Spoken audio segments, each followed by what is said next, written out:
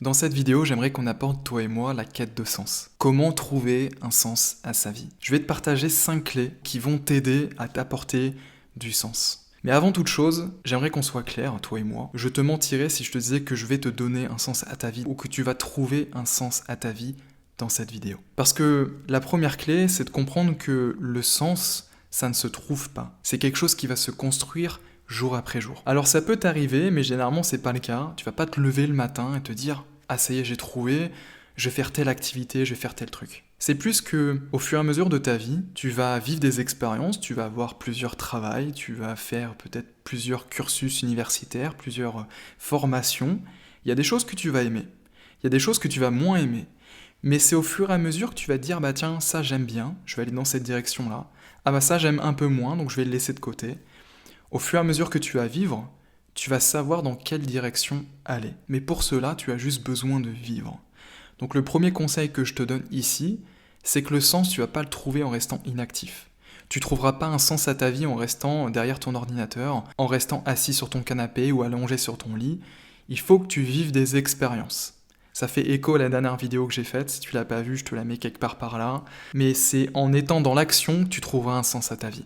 La deuxième clé que j'aimerais te partager dans cette vidéo, c'est de revenir à toi.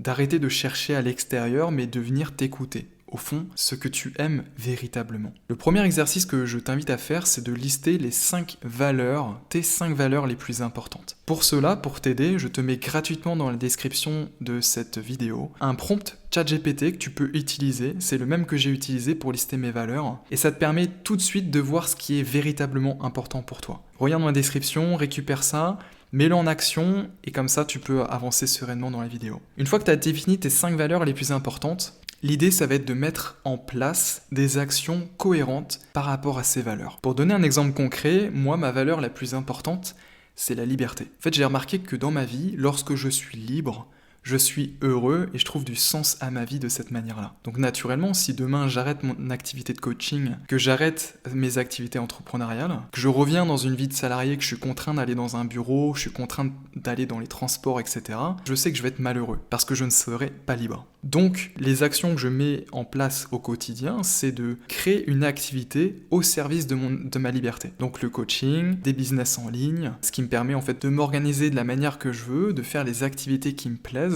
et de cette manière-là, je suis heureux, en servant ma valeur la plus importante, la liberté. La troisième clé que j'aimerais te partager ici, c'est d'identifier les activités dans lesquelles tu perds la notion du temps. Regarde dans ta vie les fois où tu perds la notion du temps. À titre personnel, lorsque je suis dans un processus créatif, lorsque par exemple je fais du montage vidéo, je peux passer 3, 4, 5 heures à faire du montage sans pause, parce que je suis juste dans un état de flow, je perds la notion du temps et je m'éclate. Pour toi, ça peut être des activités, le sport, ça peut être business en ligne, la méditation, ça peut être le coaching. Regarde là où tu perds la notion du temps et ça va te donner déjà une idée de la direction dans laquelle tu dois aller pour amener du sens à ta vie. La quatrième clé, la quatrième notion que j'aimerais te transmettre ici, c'est que de manière générale, tu vas trouver du sens à ta vie lorsque tu vas servir une cause qui est plus grande que toi. Lorsque tu vas aider les autres, lorsque tu vas collaborer, construire quelque chose avec les autres, tu vas trouver du sens. Tu as peut-être déjà entendu cette phrase « l'homme est un animal social ».